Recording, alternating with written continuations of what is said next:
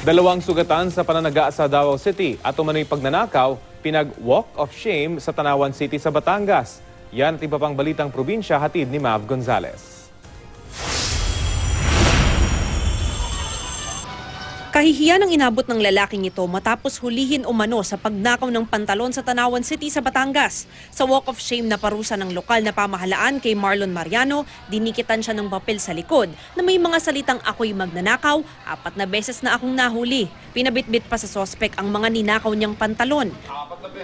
Matapos ang walk of shame, ididiretso siya sa opisina ni Mayor Antonio Halili at doon sinermo na ng alkalde. Aminado naman ang sospek sa ginawang krimen at ngayon nakakulong na.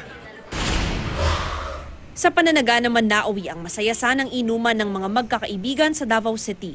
Nakikipag-inuman ang mga biktima kasama ang sospek na kilala lamang sa alias na Moymoy nang magkasagutan sila. Agad kumuha ng itak ang sospek at hinabol ng taga ang dalawa. Agad na naisugod sa ospital ang mga biktima at ngayon nasa mabuti ng kalagayan. Naaresto naman sa follow-up operation ang salarin. Mav Gonzalez, GMA News.